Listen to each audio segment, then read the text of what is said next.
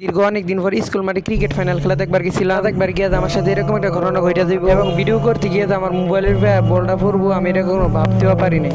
আসসালামু আলাইকুম গাইস, কেমন আছেন সবাই? আশা করি আপনারা সবাই অনেক বেশি ভালো আছেন। আজকে আবার কাছে ভিডিও আপনাদের আমি চলে আইছি নাকি আমাদের বাড়ি এখানে বাজারে নাকি ক্রিকেট ফাইনাল খেলা হইব। লেগে তো ফিজ একটা ছোট বাইরে বাজায় আমার সাইকেলটা লইয়া বাজারে যে রওনা হয়ে গেল। তো প্রথমে মনে করছিলাম এই জায়গার মাঠে ক্রিকেট খেলাবো, পরে দিই না লেগে তো বাজারে স্কুল মাঠে চলে আসলাম। ক্রিকেট খেলা তো এর লেগে মাঠের মধ্যে দর্শক যাই হোক মাঠের মধ্যে যাওয়ার পরে দিয়ে একের পরে একটা দিয়ে খালি আউট হইতে আছে আবার কেন জানি জমতা না ছয় সাইড নাকি কোনো। যাই হোক অপরদিকে দিয়ে এক বড় ভাই মাঠের থেকে দুইটা দর্শককে বাইর করে দিতেছে। এটা বাংলাদেশের মধ্যে দর্শকের কোনো মূল্যায়ন নাই বড় বিষয় না। দেখেন দিনের বেলায় কি এই বাজিগুলো ধরাইতেছে, রাত্রের বেলা ধরে কত সুন্দর দেখা যায়। আর একটা বড় ভাই খেলা জমতেছে না, হঠাৎ করে জুমায় দিয়েছে, পরে দিয়ে টেয়া খালি উমা নিতেছে।